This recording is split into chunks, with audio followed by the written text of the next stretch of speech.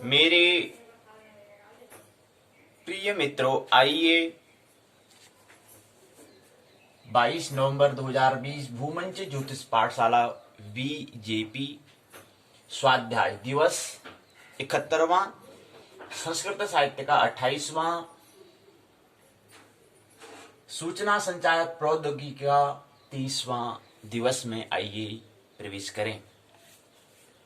सबसे पहले महत्वपूर्ण बात, सूर्योदय 6:42। एक एक दिन का हो रहा है, यहाँ पर बढ़ता जा रहा है, लेकिन सूर्य अस्त जो हो रहा है वो अपने समय पे 17:15 में, यानी कि 5:15 में ही हो रहा है।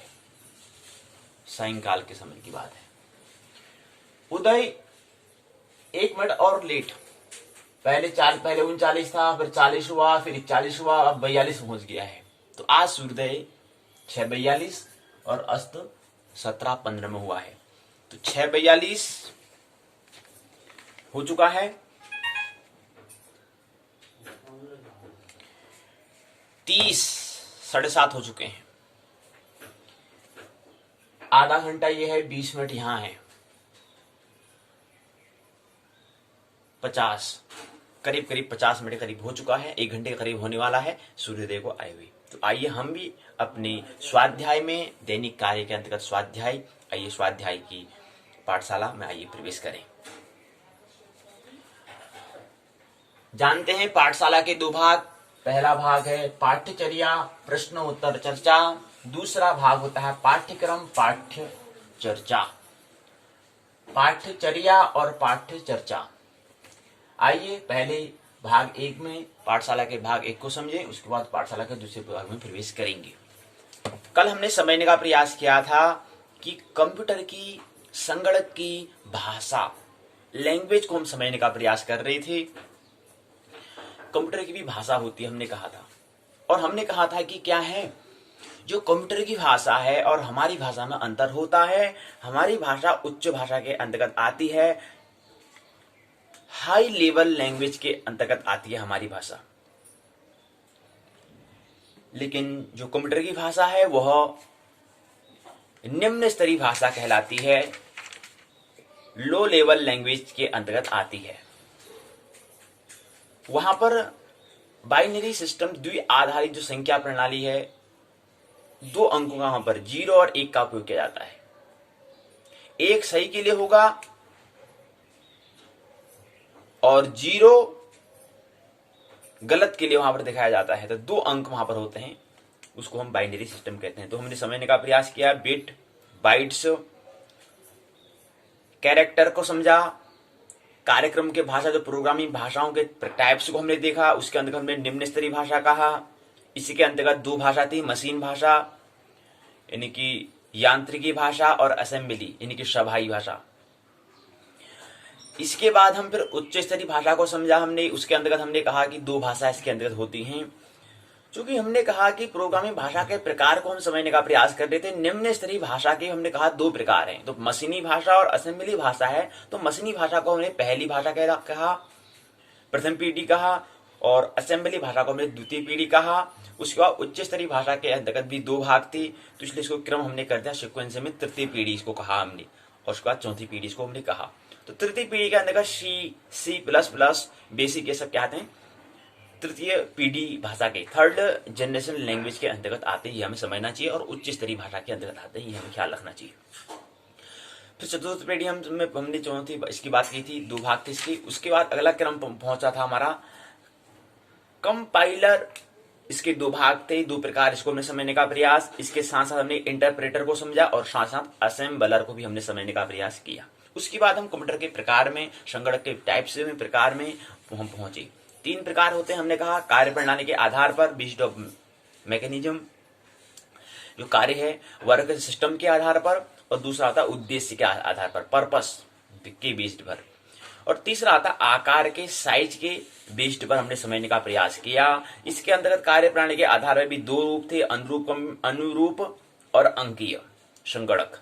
अनुरूप संगत और अंकीय संगत हमने समझने का प्रयास किया। उसके बाद उद्देश्य के आधार पर जो दूसरा कंप्यूटर का प्रकार था, उसके अंतर्गत विशेष उद्देश्य और सामान्य, स्पेशली और जनरल, सामान्य। ये हमने उद्देश्य को समझने का प्रयास किया, पर्पस को समझने का प्रयास उद्देश्य के आधार पर। तीसरा प्रकार था आकार के आधार पर, साइज के आकार पर।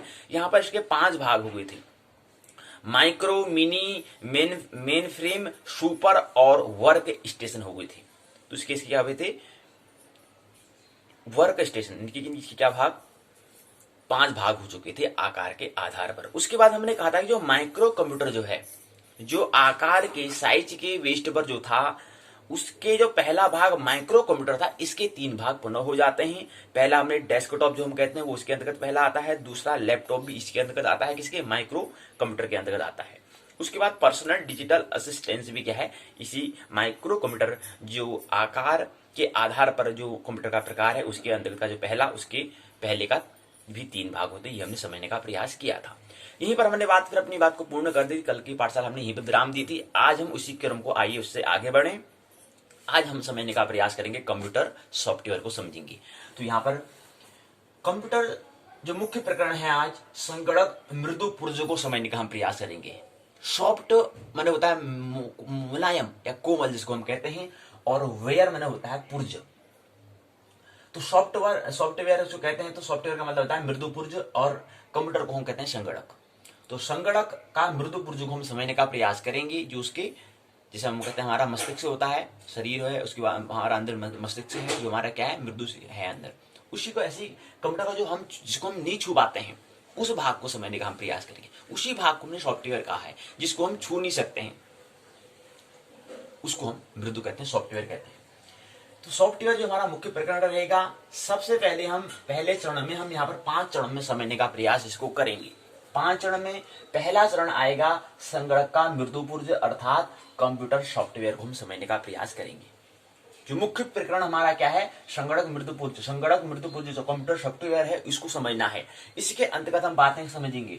इसके अंतर्गत में हमारा मुख्य विषय ये है, मुख्य प्रकरण ये है, हमारा मुख्य टॉपिक हमारा ये है। लेकिन इसके अंतर्गत क्या है, 5 चरणों में हम बात करेंगे। इसको समझने के लिए हम 5 चरणों में इसको लेंगे। अब 5 चरणों में पहले इसको ही ले लेंगे, क्योंकि इसको ही हमें समझना है, तो इसके अन्य भाग इसी चरण में आते हैं, लेकिन पहले इसको भी हम संक्षिप्त में समझेंगे। इसलिए पहला चरण हमने करा संगणक मृदु पुर्ज, इसी को ही पहले हमने क्या करा, पहले चरण में समझना।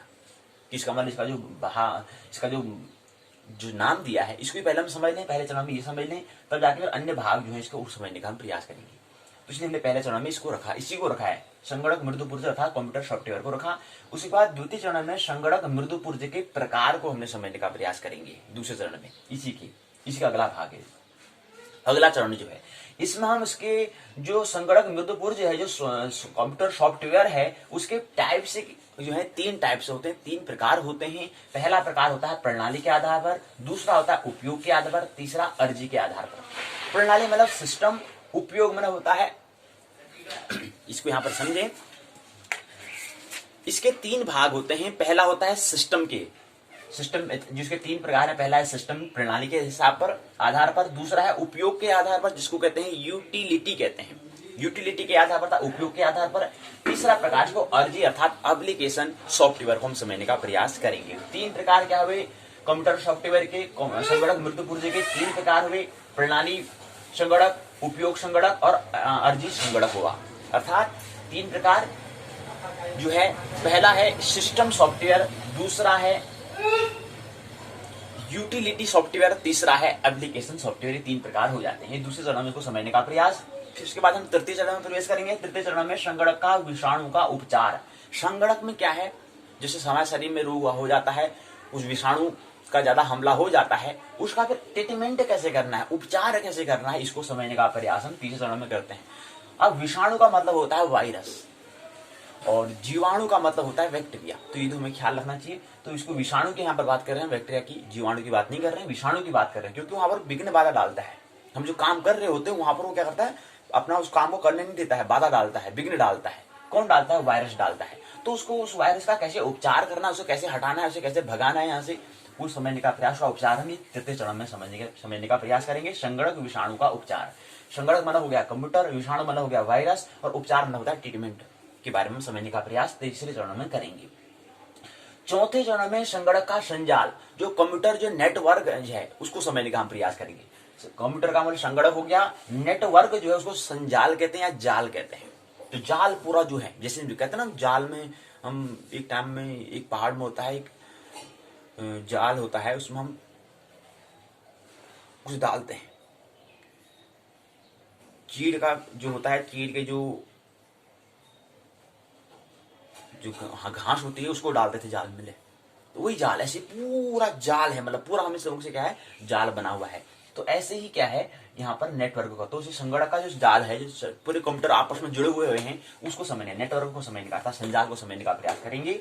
इसके 9 तथ्यों पर हम बात करेंगे। पहला, संक्षिप्त में उसको कहते हैं आंग्ल भाषा में संक्षिप्त में कहते हैं इसको, पहला भाग को LAN, दूसरे को MAN, तीसरे को WAN, चौथे को PAN, पांचवे को CAN, छठे को WT, सातवें को WIMAX, और इसके बाद आठवें को WLL, नौवे को VPN। ये 9 तथ्यों को समझने का प्रयास हम चौथे चरण में संगणक संजाल अर्थात कंप्यूटर नेटवर्क के अंतर्गत हम इन 9 तथ्यों को समझेंगे। इसके बाद फिर हम अंतिम चरण, जो कि 5 चरण हम बात करेंगे, संगणक मृदु पुर्जे को, कंप्यूटर सॉफ्टवेयर को समझने के लिए हम 5 चरणों में इसको समझने का प्रयास करेंगे। तो अंतिम चरण 5वां रहेगा संजाल स्थिति, अर्थात क्या है, संजाल तो हो गया नेटवर्क, और स्थिति जो होता है, स्थिति जो है उसका मतलब होता है टोपोलॉजी, जैसे कहते हैं ना बायोलॉजी, ऐसे कहते हैं, ऐसे एक भाग है, शाखा है टोपोलॉजी, स्थिति जो एक भाग है, उसको समझने का प्रयास, जैसे विज्ञान है, भौतिक विज्ञान, रसायन विज्ञान, ऐसे जीव विज्ञान ऐसा होता है, बायोलॉजी ऐसे होता है, ऐसे यहाँ पे भी है स्थिति को समझने का प्रयास करेंगे। तो संजाल स्थिति क्या है, नेटवर्क टोपोलॉजी क्या है, ये समझने का प्रयास। इसके मुख्य 4 भाग होते हैं। पहले स्टार होता है, स्टार का मतलब होता है तारा, बस इनकी गाड़ी, और रिंग में होता है वलय, और ट्री में होता है वृक्ष। तो इसके जो संजाल स्थिति जो है, नेटवर्क टोपोलॉजी जो है, इसके 4 भागों को, स्टार, बस, रिंग और ट्री को हम समझने का प्रयास करेंगे। और यहीं पर क्या करेंगे, अपनी पाठशाला का जो पहला भाग, सूचना संचार प्रौद्योगिकी, computer technology, computer information communication technology जो है, इंफॉर्मेशन कम्युनिकेशन टेक्नोलॉजी को, इसके पाठशाला को विराम देंगे। उसके बाद दूसरे भाग में, पाठशाला के द्वितीय भाग में प्रवेश हम करेंगे, वो हमारा रहेगा संजगत साहित्य, स्नातक प्रथम वर्ष का द्वितीय प्रश्न पत्र, नीति काव्य व्याकरण अनुवाद में प्रवेश करेंगे। आइए पहले स्कूल लें। तो ये हमने समझ लिया था। अब आज हम समझेंगे कंप्यूटर सॉफ्टवेयर, अर्थात संगणक मृदु पुर्जे को समझेंगे। जो क्या है, सॉफ्ट पुर्जे है, उसको समझने का हम प्रयास करेंगे। सॉफ्टवेयर उन प्रोग्रामों को कहा जाता है, प्रोग्राम में होता है कार्यक्रम, यानी कि ऐसे कार्यक्रम, ऐसे वो जो हम कार्यक्रम कर रहे हैं, उनको ऐसे कार्यक्रमों को कहा जाता है सॉफ्टवेयर, जिनको हम हार्डवेयर पर चलाते हैं, जिनके द्वारा हमारे सारे कार्य कराए जाते हैं। बिना सॉफ्टवेयर के, कंप्यूटर से, बिना मृदु पुर्जे के, संगणक से कोई भी कार्य कर पाना असंभव हो पाता है, संभव नहीं है। सॉफ्टवेयर क्या है, पहले इसको समझते हैं। पहले चरण में हम बात कर रहे हैं, जो पहला चरण है संगणक मृदु पुर्जे को, उससे हम प्रस्तावना, उसको समझने का, परिचय होने का प्रयास करेंगे पहले चरण में। फिर उसके प्रकार को, फिर उसका जो संगणक जो है, वायरस है, उसके उपचार को, फिर उसकी संजाल को, फिर उसकी नेटवर्क टोपोलॉजी के अंतर्गत 4 बातों को समझेंगे। तो पहले चरण में परिचय हो रहे हैं इससे कि कंप्यूटर सॉफ्टवेयर है क्या, उससे परिचय हम हो रहे हैं कि सॉफ्टवेयर क्या है। कंप्यूटर का वह भाग होता है जो अदृश्य होता है, जो हमें दिखाई नहीं देता है। जैसे ब्रह्म, जो हमारा चेतन है, वो अदृश्य है, लेकिन उसकी मौजूदगी है, क्योंकि मौजूदगी का परिणाम क्या है, क्योंकि हम कोई भी काम क्या करते हैं, अगर हमारे पास चेतना नहीं होती तो हम काम नहीं कर पाते, तो चेतना है इसलिए तो हम काम कर पा रहे हैं। ऐसे ही क्या होता है, सॉफ्टवेयर जो है कंप्यूटर का वह भाग होता है जो अदृश्य होता है, जो हमें दिखाई तो नहीं देता है, और मैंने नहीं दृश्य, मैंने जो दिखाई देना, जो दिखाई नहीं दे, उसको हम कहते हैं कंप्यूटर सॉफ्टवेयर। कंप्यूटर का वह भाग होता है जो हमें दिखाई नहीं देता है। इसका विकास कंप्यूटर पर कार्य करने को सरल बनाने के लिए हम करते हैं।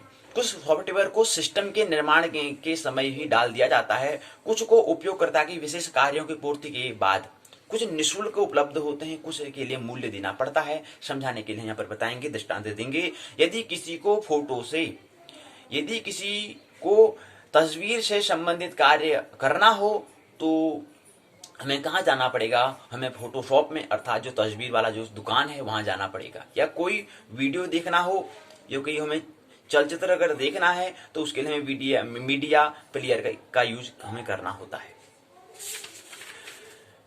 अब आते हैं टाइप्स में। तो ये हमने संक्षिप्त में समझ लिया क्या है। हमने कहा पहली बात क्या है, ये वह भाग होता है सॉफ्टवेयर उन प्रोग्रामों को हम कहते हैं, उन कार्यक्रमों को हम कहते हैं जिसको हम हार्डवेयर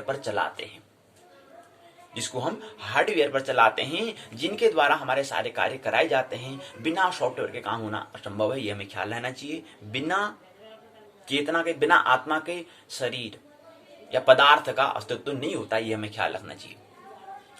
और सॉफ्टवेयर कंप्यूटर का वह भाग होता है जो अदृश्य होता है। इसका विकास कंप्यूटर पर कार्य करने को सरल बनाने के लिए किया जाता है। कुछ सॉफ्टवेयर में निर्माण करने में कुछ समय, जो सॉफ्टवेयर को सिस्टम के निर्माण के समय डाल देते हैं। कुछ सॉफ्टवेयर जो पुर्जे जो होते हैं, वेयर जो होते हैं, जो मृत्यु पुर्जे हैं, उनको डाल दिया जाता है, किसी को बाद में डाल दिया जाता है।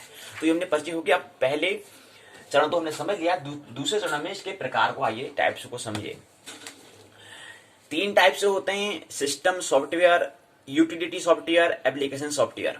सिस्टम सॉफ्टवेयर किसे कहते हैं, आइए समझें। सिस्टम सॉफ्टवेयर ऐसे प्रोग्रामों को कहा जाता है जिनका काम सिस्टम अर्थात कंप्यूटर को चलाना और उसका अनुरक्षण करना होता है। सिस्टम जो है, सिस्टम सॉफ्टवेयर ही हार्डवेयर में डाल दिया जाता है। जो सिस्टम जो कह रहे हैं कि सिस्टम जो सॉफ्टवेयर है वो किस में डाल दिया जाता है, हार्डवेयर में जान डालता है, चेतना देता है, कहने का मतलब है।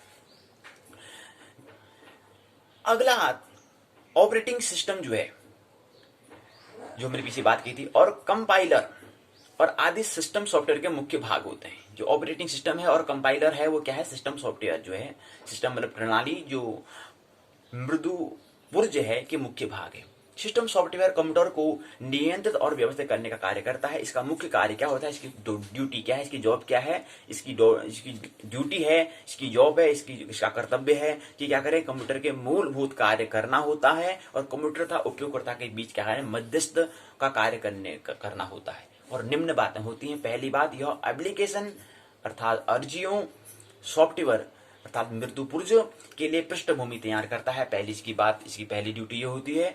दूसरी होती है कंप्यूटर हार्डवेयर का अधिकतम उपयोग में निश्चित करता है। यह जो क्या है, कंप्यूटर हार्डवेयर का अधिकतम उपयोग भी निश्चित करता है, ये दूसरी की ड्यूटी होती है। तीसरी ड्यूटी इसकी ये होती है कि यह पेरिफेरल उपकरणों का नियंत्रण और उसके बीच में समन्वय, तालमेल स्थापित करता है। इसके 3 मुख्य कार्य होते हैं। इसके बाद जो सिस्टम सॉफ्टवेयर हम कह रहे हैं कि कंप्यूटर सॉफ्टवेयर जो है, अर्थात जो हम मृदुपुर्ज, कंप्यूटर का जो मृदुपुर्ज है, जो अदृश्य भाग है, उसकी बात कर रहे हैं। उसके अंतर्गत हमने जो कहा कि इसका पहला सिस्टम, दूसरा यूटिलिटी, तीसरा एप्लीकेशन होता है। 3 भाग होते हैं। 3 का जो पहला भाग सिस्टम सॉफ्टवेयर होता है, उसके अंतर्गत भी क्या है, 2 प्रकार होते हैं। 2 प्रकार कौन से होते हैं, पहला प्रकार होता है ऑपरेटिंग सिस्टम और दूसरा होता है लैंग्वेज ट्रांसलेटर। ऑपरेटिंग सिस्टम क्या है और लैंग्वेज ट्रांसलेटर क्या है।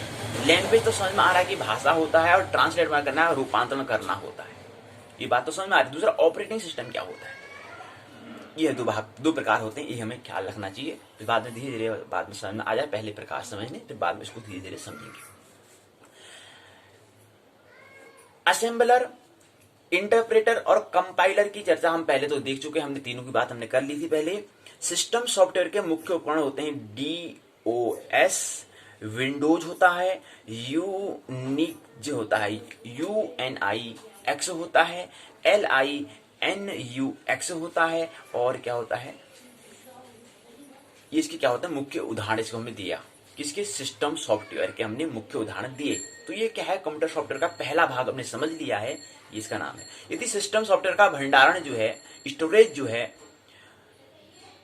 जैसे इसका जो स्टोरेज है, जो भंडारण जो है, जो इसका स्टोरेज है, वो है जैसे इंटीग्रेटर सर्किट। इंटीग्रेटर मतलब समाकलन, सर्किट मतलब होता है पथ। तो समाकलित जो है में किया जाता है, तो इसको सामान्यतः हम फर्मवेयर का नाम उसको देते हैं।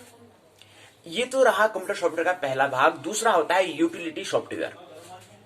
यूटिलिटी का मतलब होता है उपयोग। यूटिलिटी सॉफ्टवेयर जो है उपयोगी जो मृदु जो पुर्ज है उसको समझें।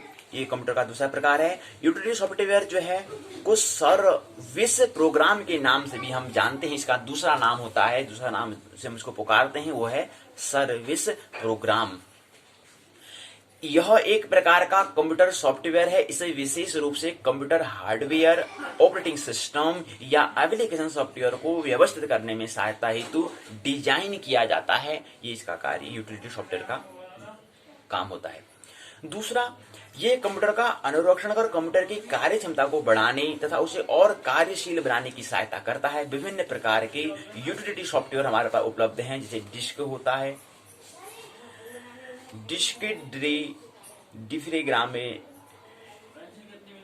डिफ्रेग्रामेंटर होता है, सिस्टम प्रोफाइल्स होता है, वायरस स्कैनर होता है, एंटीवायरस होता है, डिस्क चेकर होता है, डिस्क क्लीनर होता है। ये सब क्या है? यूटिलिटी सॉफ्टवेयर उपलब्ध हमारे पास होते हैं। तो एंटीवायरस जो है वो भी क्या है? कि यूटिलिटी सॉफ्टवेयर है, मृदु पुर्ज है कंप्यूटर का।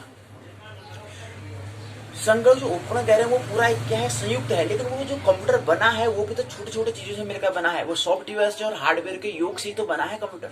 वो पूरा रूप में दिखाई दे रहा है। जैसे शरीर की बात करते हैं, शरीर क्या है? पदार्थ और चेतना से मिलकर दोनों के योग से बना है।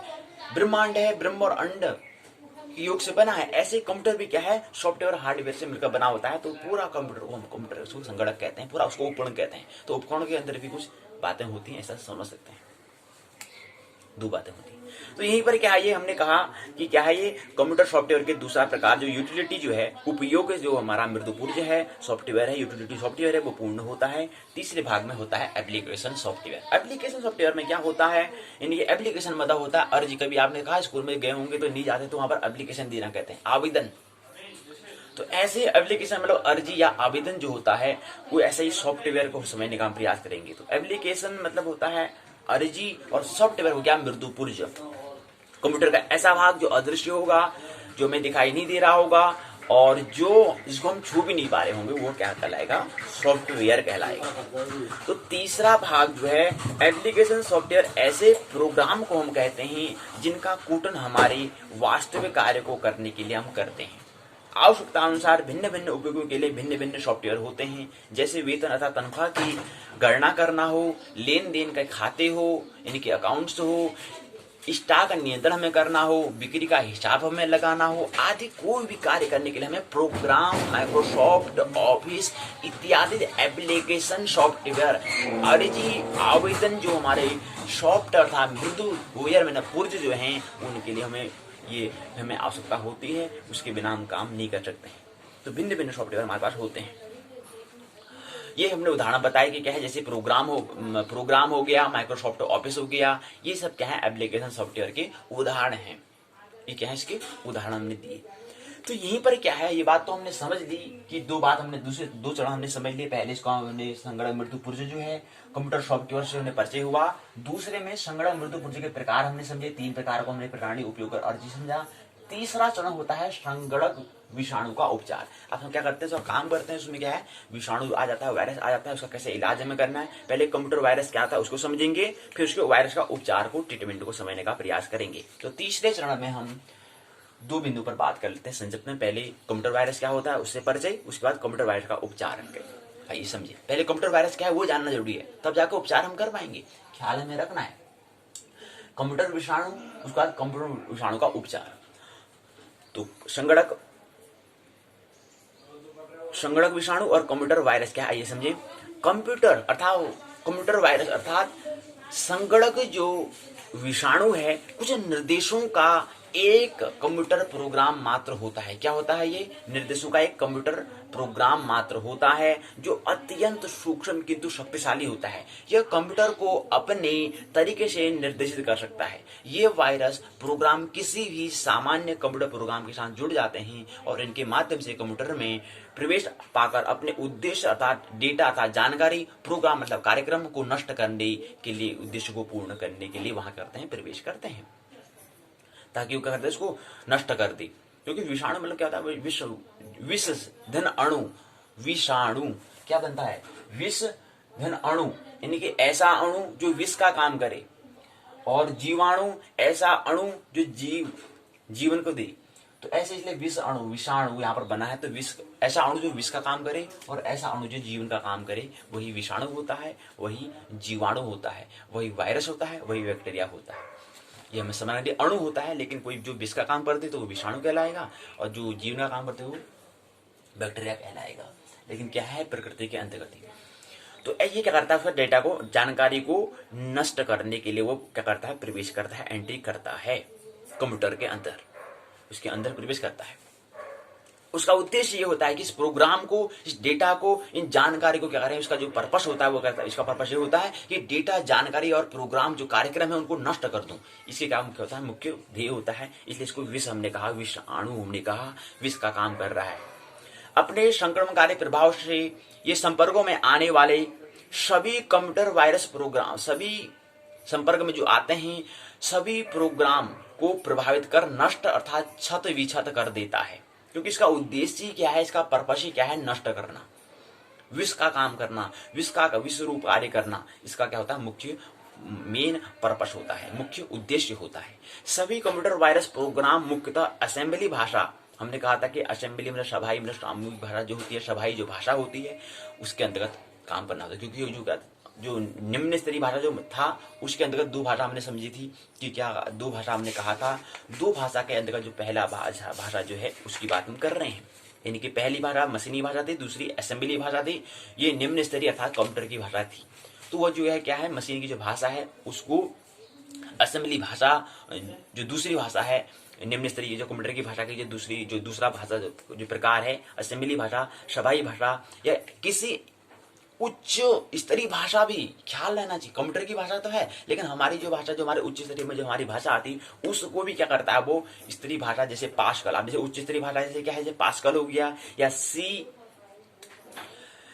हो गया, में लिखे हुए होते हैं। ये मुख्य 3 प्रकार के होते हैं, boot, sector virus, file virus तथा अन्य वायरस। इनको भी नष्ट करने का काम करता है, इस विष का काम करने का काम करता है ये वायरस। अच्छा जी, अब वायरस होता क्या है जी, वही हमने यहाँ समझने का प्रयास हमने कर लिया। और इसके 3 प्रकार होते हैं, मुख्य 3 प्रकार होते हैं। हमने कहा कि क्या है, पहले, अब वायरस के भी क्या है, मुख्य 3 प्रकार होते हैं। पहला होता है बूट सेक्टर वायरस होता है, दूसरा फाइल वायरस होता है, तीसरा अन्य वायरस। तो इन वायरस को भी हमने 3 भाग से हमने करे, boot sector virus, file virus और अन्य वायरस। जो शेष रह जाता है वो अन्य वायरस में आ जाएगा। अब जो वायरस हम कह रहे हैं, जो विष का काम कर रहा है, इसको करने के लिए हमें क्या, इसका उपचार क्या होगा, इसका इलाज, इसका ट्रीटमेंट, इसकी थेरेपी क्या होगी, इसको आइए समझें संक्षिप्त में। Treatment of computer virus. जिस प्रकार वायरस सूक्ष्म प्रोग्राम कोड से अनेक हानिकारी प्रभाव छोड़ता है, ठीक उसी तरह ऐसे प्रोग्रामर हम बना सकते हैं, बनाए गए हैं, जो इन वायरसों को नेस्ता नाबूद कर देते हैं। इन्हें ही वायरस के टीके या एंटीवायरस हम कहा जाता है। एंटीवायरस का मतलब क्या होता है, नाम सुना होगा, वायरस तो ठीक हो गया, एंटी मतलब क्या करें, जिसको एंटी न करने दे वो एंटीवायरस, यानी कि जो वायरस को एंट्री प्रवेश ही नहीं करना दे वो कहलाएगा एंटीवायरस। जो प्रवेश न करने दे वायरस को, उसको हम कहते हैं एंटीवायरस। यह टीके विभिन्न वायरसों के चरित्र प्रभाव पर संपूर्ण अध्ययन करके बनाए गए हैं। अब देखो ना, पहली बात, हम कोई भी जो हम टीका की बात करते हैं, कोई भी हम दवाई की बात करते हैं, ट्रीटमेंट की बात करते हैं, कैसे करेंगे, उससे पहले हमें जो हमारी बीमारी है उसको हमें समझना होता है, उसके नेचर को, उसके स्वभाव को हमें समझना होता है। तब जाकर उसके ठीक विपरीत हमें क्या करना पड़ेगा, खोज करनी पड़ेगी, टीके का हमें आविष्कार करना पड़ेगा, निर्माण करना पड़ेगा। तो पहले क्या करना पड़ता है, वायरस का जो चरित्र है, जो कैरेक्टर है, उसके इफेक्ट, जो प्रभाव है, उसको पहले हमें क्या करना पड़ता है, अध्ययन करना पड़ता है। तब जाके उसके ठीक विपरीत हमें क्या करना पड़ता है, दवाई का, ट्रीटमेंट का हमें उपचार करना पड़ता है। तब जाके उसका ठीक, जब उसके स्वभाव को समझे, अच्छा इसका स्वभाव ऐसा है, अच्छा ठीक, तो इसलिए हमें क्या करना पड़ता है, उसका हमें ठीक विपरीत हमें क्या करना पड़ता है, उसका हमें काम है। कहने का मतलब है अगर हमें आगे बढ़ना है तो पीछे को हमें फोर्स देना पड़ेगा, तब हम आगे बढ़ेंगे। ऐसे ही क्या है, उसके पहले स्वभाव उसका ऐसा है तो ठीक इसके विपरीत क्या करना है, हमें क्या करना होता है कि इसको हटाने के लिए, तो वो बात हमें समझ में आ जाती है। तो जब उसके हम वायरस के चरित्र को, कैरेक्टर को समझेंगे, उसके इफेक्ट, उसके प्रभाव को समझेंगे, अच्छा इसका प्रभाव, इसका चरित्र ऐसा है, इसका चरित्र विष का काम इसका करना है, अच्छा विष का काम करना है तो अमृत कैसे बनेगा, वो हमें समझ में बात आ जाती है। तो विष को पहले समझना होता है, तो विष को हम समझ लेते हैं तो जो शेष रह जाता है वो अमृत रह जाता है। तो यही हम उसके पहले कैरेक्टर को समझते हैं, उसके प्रभाव को समझते हैं, तब जाके उसका कुछ टीके का आविष्कार करते हैं, ताकि उसको हम उस एंटीवायरस का काम, एंटीवायरस का निर्माण कर पाते हैं। उसके पहले वायरस के चरित्र और प्रभाव को समझना होता है। जैसे नोर्टन हो गया, एवीजी हो गया, अवीरा हो गया, मैक्फी एंटीवायरस क्या है, ये सॉफ्टवेयर के उदाहरण हैं। अब हमने कहा कि एंटीवायरस के जो उदाहरण बता रहे हैं, सबसे पहला आता है नोर्टन आता है। नोर्टन पहला इसका क्या है, कंप्यूटर सॉफ्टवेयर जो है उसका जो उदाहरण जो है, उसका जो एंटीवायरस जो है वो है, पहला है नोर्टन, दूसरा है एवीजी, तीसरा है अवीरा और मैक्फी एंटीवायरस। ये क्या है, सब एंटीवायरस जो है, मतलब एंटी मतलब जो वायरस को, एंटी विषाणु को एंटी मतलब प्रवेश न करने दे, वो एंटीवायरस अर्थात दवाई इसको हम कह सकते हैं, अर्थात उसका उपचार, उसका इलाज करने का जो जो है उसका नाम हम बता रहे हैं, जिससे उसका उपचार हो जाता है, जिससे वो प्रवेश न करे, जिससे उसको हम प्रवेश ही नहीं करने दें, तो उसका नाम बता रहे हैं। तो यहीं पर क्या है, कंप्यूटर वायरस जो हमारा तीसरा चरण जो है वो हमारा क्या होता है, पूर्ण होता है। हमने संगणक विषाणु को समझा, कंप्यूटर वायरस को समझा, उसके बाद कंप्यूटर वायरस का ट्रीटमेंट कैसे होता है, उपचार कैसे होता है, ये हमने समझने का प्रयास किया।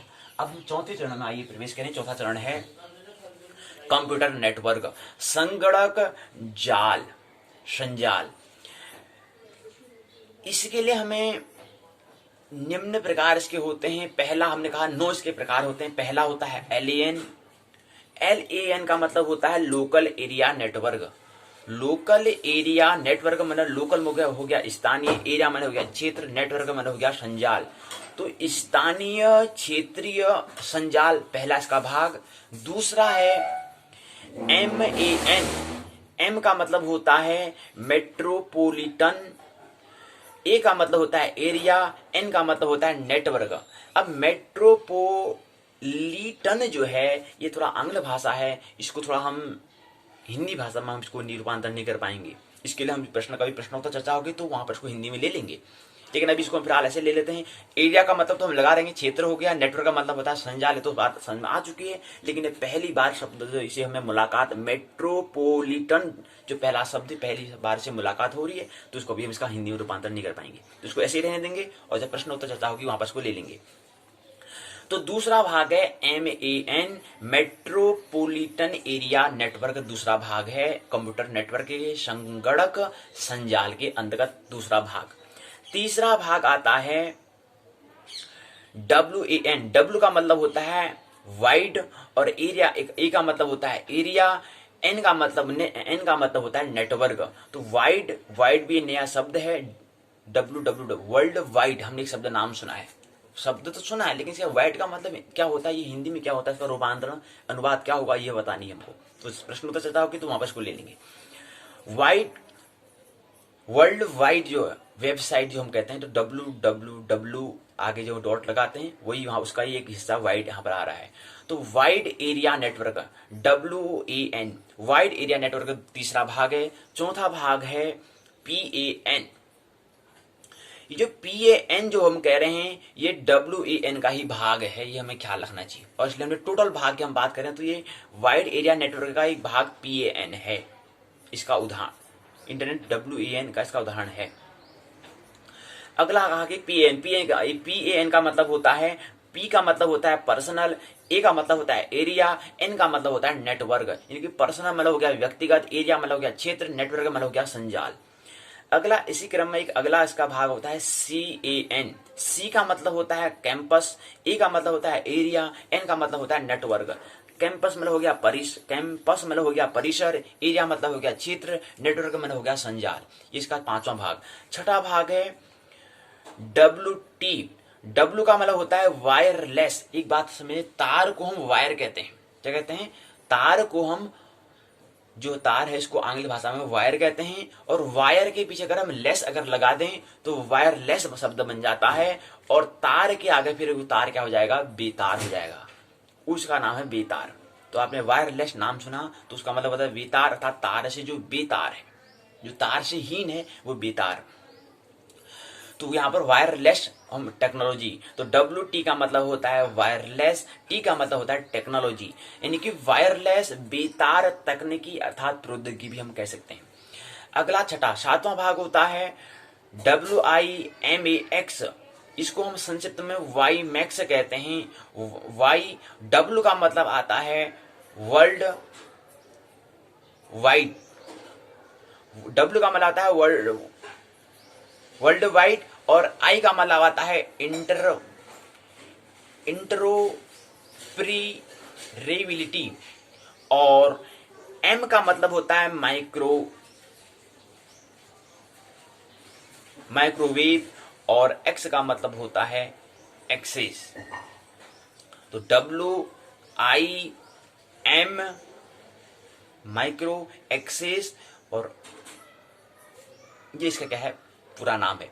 यहाँ पर W का मतलब हो गया वर्ल्ड वाइड हो गया, I का मतलब हो गया इंटरोपरेबिलिटी फॉर माइक्रोवेव एक्सेस हो गया, ये हमें ख्याल रखना है। तो यहाँ पर WIMA का हो गया, लेकिन X का हमने इनका नाम नहीं दिया है, शायद लिखना भूल गए हूँ, तो WIMAX इसका नाम दिया है। अगला है, ये तो हमारा सातवां भाग था, किसका? कंप्यूटर नेटवर्क का जो प्रकार है उसको उसके अंतर्गत सातवां भाग था।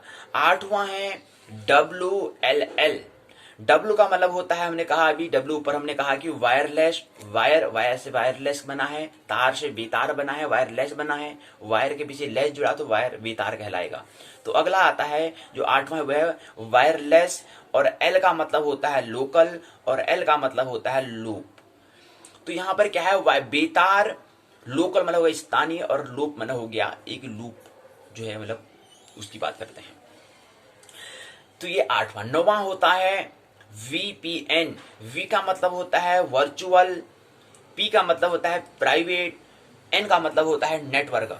तो यहाँ पर वर्चुअल मतलब हम कह रहे हैं कि ऐसा काम जो दृश्य और सुना दोनों, वर्चुअल मतलब होता है कि दोनों चीज क्या हो में दिखती हो, सुनाई भी दे रहा हो और दिखाई भी दे रहा हो, कुछ इस तरह से वर्चुअल।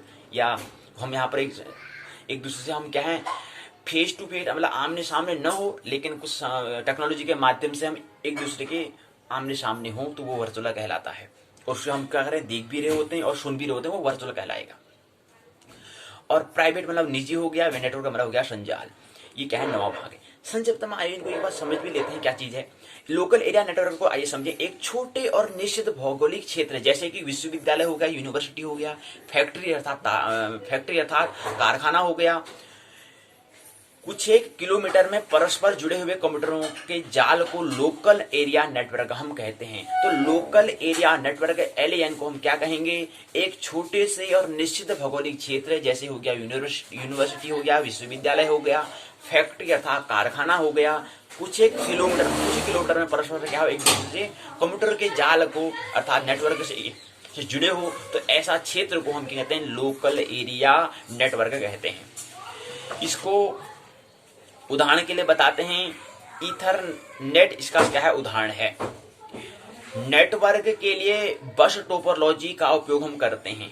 इसमें जो हम लोकल एरिया नेटवर्क के लिए हम बस टोपोलॉजी का उपयोग किया जाता है। अब बस टोपोलॉजी क्या होता है अभी हम यहाँ पर समझेंगे इसको। ये जो बस जो टोपोलॉजी है, इसी को हम यानी कि संजाल सांस्थिति जो है, उसका जो दूसरा भाग जो बस है टोपोलॉजी, उसको हम भी समझेंगे तो बात समझ में आएगी। तो इसका उदाहरण क्या है? ईथरनेट का इसका क्या उदाहरण है। अगला, लेन या लोकल एरिया नेटवर्क भी दो प्रकार के होते हैं, ये हमें ख्याल रखना चाहिए। लोकल एरिया नेटवर्क, स्थानीय क्षेत्रीय संजाल जो है, इसके भी दो प्रकार होते हैं। पहला होता है तारों की मदद से, वायर की मदद से जोड़े गए लेन, जो ईथर नेट तकनीक पर चलते हों, पहला प्रकार। दूसरा प्रकार होता है, दूसरा नेटवर्क है, पहला नेटवर्क है तारों की मदद से जोड़े गए लेन जो ईथरनेट तकनीक पर चलते हैं। दूसरा नेटवर्क होता है वायरलेस बेतार नेटवर्क, जिसमें वाईफाई तकनीक का प्रयोग किया जाता है। क्या होता है वाईफाई का मतलब? वाईफाई का मतलब होता है कि जहां पर तार से जुड़ा, जैसे हमारी बिजली है वो किससे आती है? तार के, वायर के माध्यम से आती है। लेकिन जब वाईफाई है वो तार के माध्यम से नहीं, वायरलेस के माध्यम से आता है, मतलब तभी बेतार आता है। तो ये दूसरा जो हम बता रहे हैं कि लोकल एरिया नेटवर्क LAN जो है, स्थानीय क्षेत्रीय जो संजाल है, उसके दो प्रकार होते हैं। पहला हम कह सकते हैं कि तार के माध्यम से, दूसरा हम बेतार के माध्यम से। ऐसा नेटवर्क, ऐसा संजाल जो तार के माध्यम से आ रहा हो, पहला प्रकार कहलाएगा लोकल एरिया नेटवर्क, स्थानीय क्षेत्रीय संजाल का पहला प्रकार कहलाएगा। इसके अंतर्गत ईथरनेट तकनीक आती है, ये में ख्याल रखें। क्या रखें? ईथरनेट तकनीक आती है, ईथरनेट प्रौद्योगिकी आती है।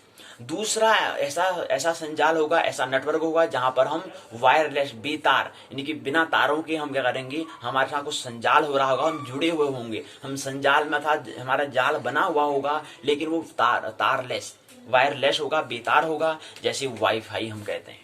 उसके लिए हमें तार की कोई या वायर की हमें कोई आवश्यकता नहीं होती है, लेकिन फिर भी हम क्या कर रहे हैं, हम जुड़ जाते हैं, क्या जाते हैं, संपर्क में आ जाते हैं। तो ऐसा प्रयोग जो हो उसके अंतर्गत हम ये बात करते हैं। वाईफाई इसका उदाहरण दिया है।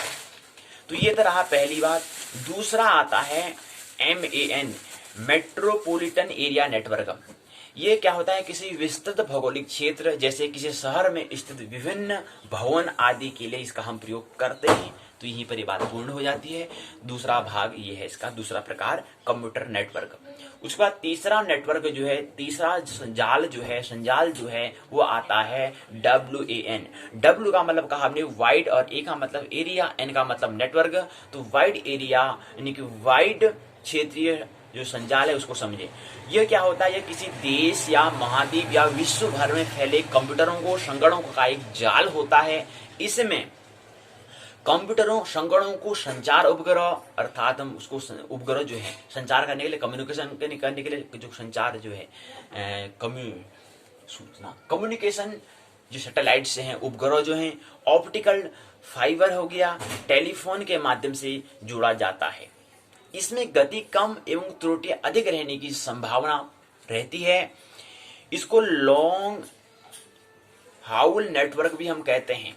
इंटरनेट जो है वो WAN का उदाहरण है। ख्याल रहे, आप आने वाले, हम आज की पाठशाला में तो सही, अगले हम कल की पाठशाला में इंटरनेट को समझेंगे। इंटरनेट क्या है तो इसको यहीं पर ही समझ लेते हैं। उससे पहले, इंटरनेट को समझने से पहले हमें नेटवर्क को समझना होता है। इसलिए हम पहले अभी जो हमारा ये चौथा चरण है उसी को हम समझने का प्रयास कर रहे हैं, नेटवर्क को ही समझने का। कंप्यूटर का जो नेटवर्क, कंप्यूटर का जो संजाल होता है उसको हम समझ रहे हैं। फिर आगे इंटरनेट आएगा, फिर इंटरनेट हम चलाएंगे कि इंटरनेट हम भरते हैं, आप फोन में डालते हैं, पैसे दे के आते हैं, इंटरनेट चलाते हैं, तब जाकर बात हमें समझ में आएगी। लेकिन उससे पहले हमें नेटवर्क को समझना होता है। तो यहाँ पर नेटवर्क का पहला भाग हमने समझा LAN, दूसरा भाग हमने MAN को समझा, MAN को। उसके बाद तीसरा भाग हम WAN को समझ रहे हैं। तो ख्याल रहे, WAN के अंतर्गत क्या है? इंटरनेट आता है। तो इसलिए इसका उदाहरण अगर बात करें तो इंटरनेट किसका उदाहरण है, तो हमें ख्याल रखना होगा WAN का होगा, वाइड एरिया नेटवर्क के अंतर्गत। इनके कंप्यूटर नेटवर्क के तीसरा जो भाग होता है, उस तीसरे भाग का नाम वाइड एरिया नेटवर्क है। संक्षिप्त में इसको, आंग्ल भाषा के संक्षिप्त में इसको WAN कहते हैं, और इसके उदाहरण क्या है? इंटरनेट है।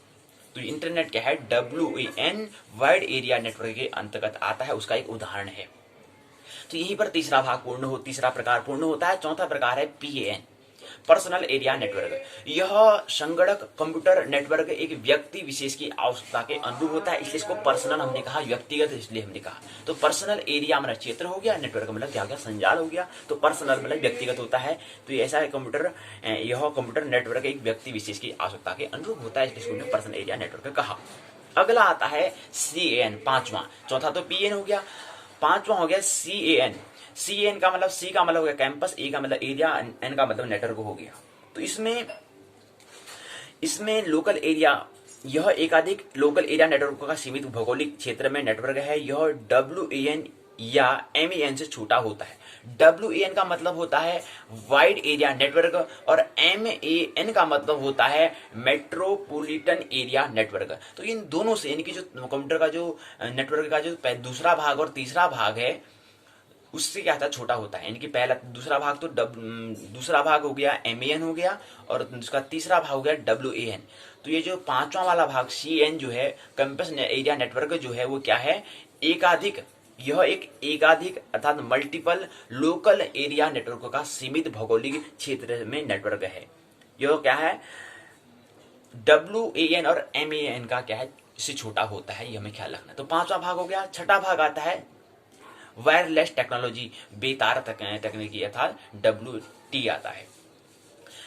केबल के खर्चीला होने अर्थात जो तार है जो हम केबल कहते हैं उसके खर्चीला होना, खर्च होना और रख रखाव की समस्या के कारण कहीं बारिश आ जाए, टूट जाए, वल्ला पल्ला इससे हो जाए, तो यानी आदि समस्या आदि प्रॉब्लम के कारण क्या होता है, विभिन्न कंप्यूटर को, विभिन्न संगणकों को हम नेटवर्क से फिर भी आप हमें काम तो करना है, जोड़ना तो हमें है, आगे काम तो करना है, तो उसके लिए क्या कर, जोड़ने के लिए हमें क्या करना पड़ता है, और बाकी ऐसे झंझट भी हमें नहीं करने पड़े, तार हाथ टूट जाती है, फिर बारिश में फिर जोड़ना पड़ता है। इसी इन समस्याओं से निदान करने के लिए हमें क्या करना पड़ता है, एक ऐसा हमें फिर एक तकनीक का टेक्नोलॉजी का आविष्कार किया जो बिना तार के भी हम क्या होते हैं, आदमी से जुड़ सकते हैं, कंप्यूटर जुड़ सकते हैं, उसी को ही हम बेतार टेक्नोलॉजी कहते हैं, उसको ही हम वायरलेस टेक्नोलॉजी कहते हैं, प्रौद्योगिकी कहते हैं। तो इसमें क्या होता है, इसमें कंप्यूटर नेटवर्क से जोड़ने के लिए बिना तार के झंझट से हम क्या करते हैं, उसका हम प्रयोग कर लेते हैं। तो ऐसी तकनीकी को हम वायरलेस टेक्नोलॉजी कहते हैं। अगला ये तो छठा भाग था। सातवां भाग आता है WiMAX आता है। यह क्या है, इनकी WiMAX होता है। यह लंबी दूरी के बेतार की सहायता से डेटा का संचरण संभव बनाता है। मतलब कह रहे हैं कि दूरी तक बेतार मतलब बिना तार के, वायरलेस की बात हम कर रहे हैं। तो यह लंबी दूरी के लिए बेतार की सहायता से डेटा मतलब जानकारी का संचरण संभव बनाता है। तो ये क्या करता है, ये मित्र जो है वायरलेस जो टेक्नोलॉजी जो आई है उसके लिए सहायता करता है, उसके लिए मदद करता है, और लंबी दूरी के लिए ये क्या करता है, उसकी सहायता करता है, हेल्प करता है, और डेटा को जानकारी का संचरण संभव करने का काम इसके द्वारा होता है। इसकी विशेषता क्या होती है, इसकी विशेषता है संचार माध्यम का विशाल बैंड अर्थात ब्रॉड बैंड है। WiMAX 3 से 3-4 गीगा हर्ट्ज के बीच कार्य करता है। अब यहाँ पर गीगा लिखा है, पीछे हर्ट्ज लिखा है, क्या मतलब होता है हर्ट्ज का? हर्ट्ज जैसे हम कहते हैं कि इतना न्यूटन का हमने फोर्स लगाया, तो न्यूटन का मतलब क्या है, यानी कि बल के बारे में जो था वो न्यूटन, हमारे मित्र न्यूटन ने बताया था, इसलिए इसको हम न्यूटन कहते हैं, इतनी न्यूटन का हमने बल लगाया। ऐसे हर्ट्ज के बारे में हमारे मित्र हर्ट्ज ने बताया, इसलिए हम इसको गीगा हर्ट्ज पीछे जोड़ देते हैं। ये हमें ख्याल रखना चाहिए, क्योंकि किसी मित्र ने बताया, हर्ट्ज वैज्ञानिक ने बताया, उन मित्र ने बताया, इसलिए इसका हम इसकी इकाई कभी उसके पीछे उस मित्र का नाम से जोड़ देंगे। तो इसलिए गीगा हर्ट्ज कह रहे हैं। 3 से 4 तक गीगा हर्ट्ज के बीच कार्य करता है। अगला आता है, ये तो 7वां भाग है। 8वां भाग आता है WLL, वायरलेस लोकल लूप। इसमें क्या होता है, यह स्थानीय बेतार तकनीकी है, प्रौद्योगिकी है। इसमें बड़ा बैंडविड्थ या उच्च गति के डेटा अर्थात जानकारी संचरण के साथ साथ टेलीफोन की सुविधा भी प्रदान की जाती है। यह नेटवर्क, यह संजाल के लिए एक लोकप्रिय साधन होता जा रहा है। ये तो रहा 8वां भाग, कंप्यूटर नेटवर्क का 8वां भाग, 8वां हिस्सा, 8वां प्रकार, 8वां टाइप। अब इसके बाद क्या होता है, इसके बाद 9वां अर्थात अंतिम जो भाग है वो है VPN, virtual private network. Virtual private network आइए समझें। यह एक ऐसा नेटवर्क, एक ऐसा संजाल है जिसका निर्माण पब्लिक वायर्स अर्थात मुख्यतः इंटरनेट को प्रयोग करके किसी प्राइवेट नेटवर्क, किसी व्यक्तिगत नेटवर्क का मतलब होता है संजाल अर्थात कंपनी आदि को इंटरनेट जाल जैसी सुविधा प्रदान करने के लिए किया जाता है। तो इंटरनेट क्या है, एक जाल का, इंटरनेट को समझने के लिए हमें नेटवर्क को समझना होता है। तो यहाँ पर संजाल है तो जाल होगा इंटरनेट, ये हमें समझेंगे। तो इंटरनेट क्या है, इसको हम कल की पाठशाला में समझेंगे। कल की पाठशाला उसी इंटरनेट को ही समझेंगे, तो आने वाला है। तो ये यहाँ पर क्या है, इसके 9 भाग पूर्ण हो जाते हैं कंप्यूटर नेटवर्क का। तो अगला हमारा जो ये चौथा चरण है वो पूर्ण होता है। 5वां चरण और अंतिम चरण जो है, आइए इसको समझें, वो है नेटवर्क टोपोलॉजी। नेटवर्क टोपोलॉजी जो है, नेटवर्क अर्थात क्या, संजाल, टोपोलॉजी मतलब हो गया, हमने कहा टोपोलॉजी क्या है, सांस्थिति है। इसमें क्या होता है, नेटवर्क टोपोलॉजी नेटवर्क के विभिन्न नोड या टर्मिनल्स को आपस में जोड़ने का तरीका है। यह नेटवर्कों को भौतिक संरचना को बताता है। यह नेटवर्क की या संजाल की क्या है, भौतिक अर्थात फिजिकल संरचना वाला स्ट्रक्चर को बताता है। स्ट्रक्चर जो है, उसकी संरचना जो है, स्ट्रक्चर को बताता है। इसके मुख्य 4 भाग होते हैं। हमने कहा पहला होता है स्टार, दूसरा बस, तीसरा रिंग, चौथा ट्री होता है। स्टार मतलब तारा हो गया, गाड़ी हो गया, वलय और वृक्ष हो गया, समझे इसको। अब स्टार टोपोलॉजी क्या है, बस टोपोलॉजी क्या है, रिंग टोपोलॉजी क्या है, ट्री टोपोलॉजी क्या है, आइए इसको संक्षिप्त में समझें और उसके बाद अपनी पाठशाला को विराम देंगे। फिर अगले हम इंटरनेट को समझिए कल की पाठशाला में। नेटवर्क टोपोलॉजी जो है, इसके हमने कहा 4 भाग। पहला स्टार टोपोलॉजी, आइए स्टार टोपोलॉजी को संक्षिप्त में समझें। इसमें किसी एक नोड को होस्ट नोड या केंद्रीय हब का दर्जा दिया जाता है। अन्य कंप्यूटर का नोड आपस में केंद्रीय हब द्वारा ही जुड़े रहते हैं। इसमें विभिन्न नोड या टर्मिनल आपस में सीधा संपर्क न करके होस्ट कंप्यूटर द्वारा संपर्क स्थापित करते हैं। इनमें n नोड को आपस में जोड़ने के लिए N1 संचार लाइन की जरूरत पड़ती है। तो यहाँ पर जो ये स्टार टोपोलॉजी जो दिया गया है, इस तस्वीर में, इस पिक्चर में समझाने का प्रयास किया गया है। ये यहाँ पर दिया है,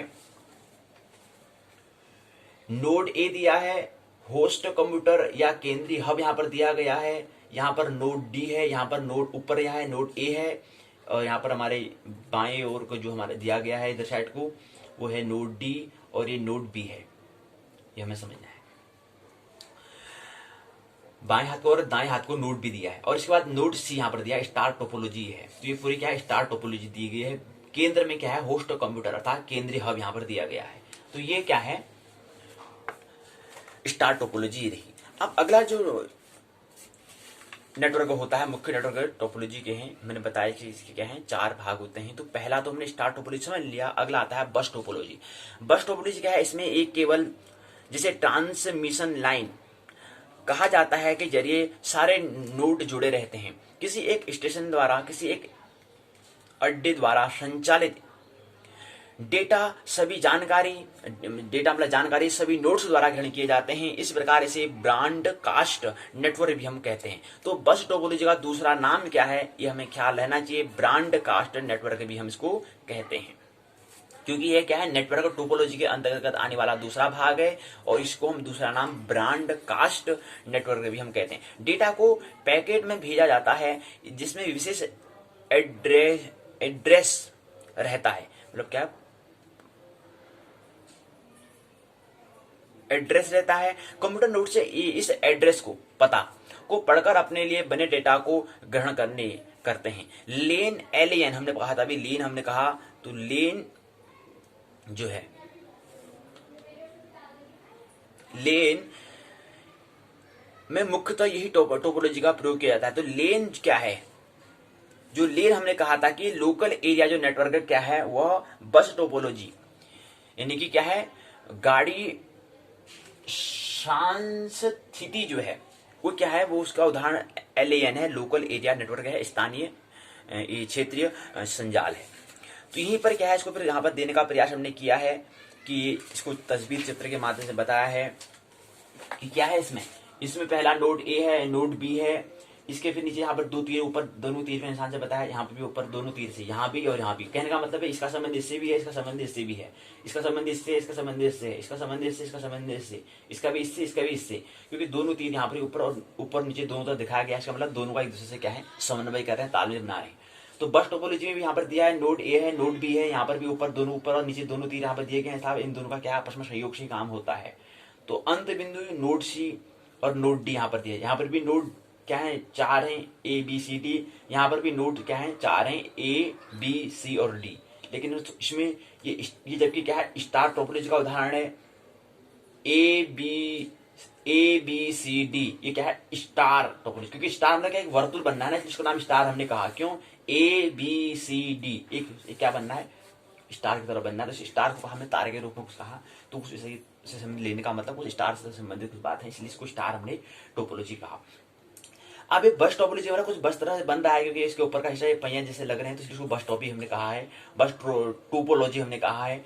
अब यहाँ पर A B है, फिर उसके यहाँ पर C और D, और यहाँ पर बीच में ट्रांसमिशन लाइन है, और यहाँ पर नोड D बताया, और यहाँ पर बीच में क्या है, अंत बिंदु है। तो इसको हम क्या कहते हैं, बस टोपोलॉजी कहते हैं। ये दूसरा भाग। तीसरा भाग है रिंग टोपोलॉजी। रिंग मतलब होता है वलय, टोपोलॉजी मतलब हो गया सांस्थिति। सभी नोड एक दूसरे से रिंग या लूप से जुड़े हुए होते हैं। रिंग मतलब वलय के रूप में। बस टोपोलॉजी के दो अंत बिंदुओं को जोड़ने में रिंग टोपोलॉजी का निर्माण होता है। प्रत्येक नोड अपने निकटतम नोड से क्या करता है, डेटा अर्थात जानकारी प्राप्त करता है। यहाँ पर बताने का प्रयास हमने किया है कि ये क्या है, ये उदाहरण है हमारा रिंग टोपोलॉजी का। एक रिंग का काम यहाँ पर कर रहा है, तो इसलिए हम जिसे रिंग टोपोलॉजी हमने कहा। ये क्या कर रहा है, रिंग का काम कर रहा है। यहाँ पर भी नोड 4 हैं, ABCD, ये रिंग टोपोलॉजी का उदाहरण है। यहाँ पर कुछ एक वर्तुल, एक तीर का निशान से क्या पूरा वर्तुल सा बना है। यहाँ पर दो और तीर के निशान दोनों तरफ से यहाँ पर नहीं दिखाए हैं, केवल एक ही तरफ से। ये वर्तुल यहाँ से चल रहा है, तो ऐसे बढ़ के एक रिंग बन रही है। क्या बन रहा है, एक रिंग बन रहा है, वलय बना रहा है। इसमें सूचनाओं का संचरण एक ही दिशा में होता है, इसलिए एक दिशा में कहा गया है। इसलिए इसको तीर का निशान एक दिशा में दिखाया गया है। जबकि यहाँ पर संचरण क्या होता है, दोनों दिशा में होता है। इसलिए ऊपर भी तीर का निशान, ऊपर भी इसका मुंह है, नीचे भी मुंह। तीर जो बनाया गया, जो चिन्ह बनाया गया है, उसको ऊपर भी हमने नुकला बनाया है, नीचे भी नुकला बनाया है। इसका मतलब दोनों तरफ से क्या होता है, संचार होता है सूचना का। दोनों दिशाओं में होता है, लेकिन यहाँ पर एक ही दिशा में होता है, इसलिए एक दिशा में यहाँ पर दिखा है, इसलिए इसको एक ही रंग बन रहा है। मतलब एक रिवर जैसा बन रहा है, इसलिए एक ही दिशा में क्या होता है, यहाँ पर सूचना का संचरण होता है, मतलब क्या होता है, प्रवाह होता है। ये रहा रिंग टोपोलॉजी का उदाहरण यहाँ पर तस्वीर में दिया है। अगला आता है ट्री टोपोलॉजी।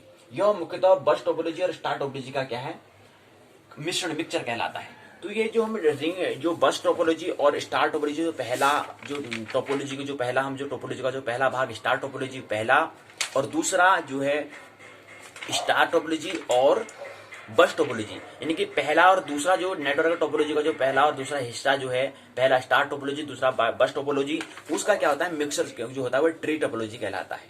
इसमें इंटरनेट आता है, इसमें इंट्रानेट और एक्स्ट्रा नेट भी आते हैं। इंटरनेट हो गया, इंट्रानेट हो गया, और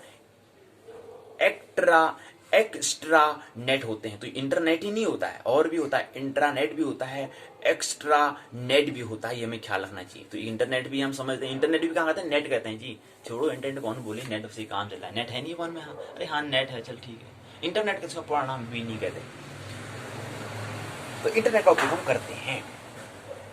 इंटरनेट का उपयोग बड़े पैमाने पर किया जाता है। इंटरनेट नेटवर्कों का नेटवर्क होता है। अब यहाँ पर हमने कहा कि ट्री टोपोलॉजी के अंदर क्या है, हमने कहा कि ये बस टोपोलॉजी और स्टार टोपोलॉजी, इनकी पहला जो भाग है नेटवर्क टोपोलॉजी का जो पहला भाग जो है वह है स्टार टोपोलॉजी। नेटवर्क टोपोलॉजी का जो पहला भाग है वह है स्टार टोपोलॉजी। दूसरा भाग है बस टोपोलॉजी, उसका मिश्रण, उसका मिक्सचर क्या है वो ट्री टोपोलॉजी है। इसमें हमने बताया कि इंटरनेट आता है, इंटरनेट, इंट्रानेट, एक्स्ट्रा नेट आता है। और इंटरनेट क्या है, आइए इसको संक्षिप्त में समझें।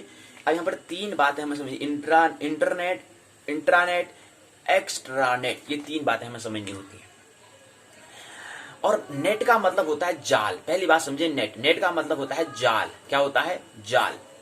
नेट का मतलब होता है जाल। और एक नेट का मतलब होता है नेशनल एलिजिबिलिटी टेस्ट, वो अलग नेट है। लेकिन यहाँ पर नेट का मतलब है जाल।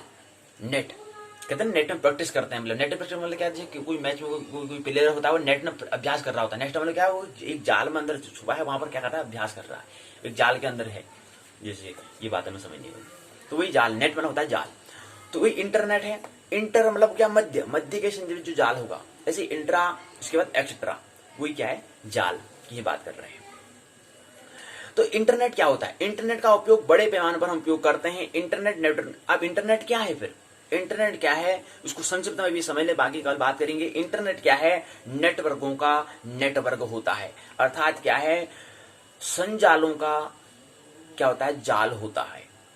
मतलब जो नेटवर्क हमारे बने, जो हमने जुड़े हुए हैं, उनका ही क्या होता है, नेटवर्क होता है, उनका एक जाल होता है।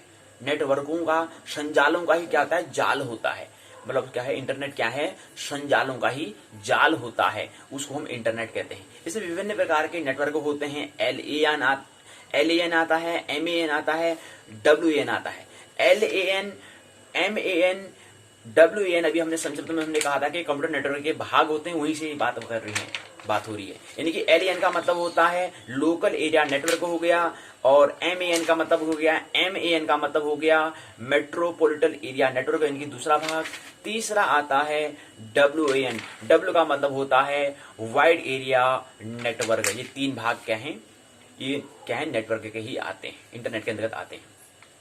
कि मिलाकर क्या है, एक नेटवर्क तैयार किया जाता है। तो नेटवर्क इनकी क्या है, वर्क मतलब कार्य करने के लिए जो जाल तैयार किया जाता है उसी को हम नेटवर्क कहते हैं। नेट मतलब हो गया जाल, वर्क मतलब हो गया कार्य अर्थात कर्तव्य अर्थात कर्म। तो कर्म करने के लिए, कर्तव्य करने के लिए जो हम जाल बना रहे हैं, जो तैयार कर रहे हैं, उसी को ही हम नेटवर्क कहेंगे। तो नेटवर्क क्या है, एक नेटवर्क हम तैयार करते हैं कुछ विशेष पर्पज से, उद्देश्य से, कर्म करने के लिए हम क्या करते हैं, जाल तैयार करते हैं। इंटरनेट का अर्थात जो है जो नेट जो जाल है, जो मध्यस्थ जो जाल है, को लाभ कोई भी व्यक्ति उठा सकता है। फोन में पैसे का पेमेंट करो, इंटरनेट पाओ। इंटरनेट क्या है, जो मध्यस्थ जो जाल है का कोई मालिक नहीं होता है।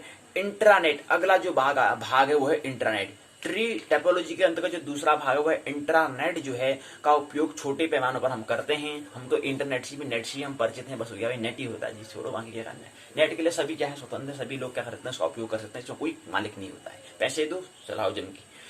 लेकिन इंट्रानेट क्या है, अगला जो इंटरनेट के बाद इंट्रानेट जो आता है वो क्या है, उसका उपयोग छोटे पैमानों पर हम करते हैं। इंटरनेट जो है मुख्यतः लोकल एरिया नेटवर्क है, स्थानीय क्षेत्रीय जो हमारा नेटवर्क है, जो हमारा संजाल है, से मिलकर बना हुआ होता है इंट्रानेट। इंटरनेट का लाभ केवल उस स्वामी का, उस संगठन या कंपनी का कर्मचारी ही उठा सकते हैं, ये हमें ख्याल रखना चाहिए। इंटरनेट का जो छतरी लगा देते हैं उसके अंदर जो कर देते हैं वो इंटरनेट के अंदर आता है।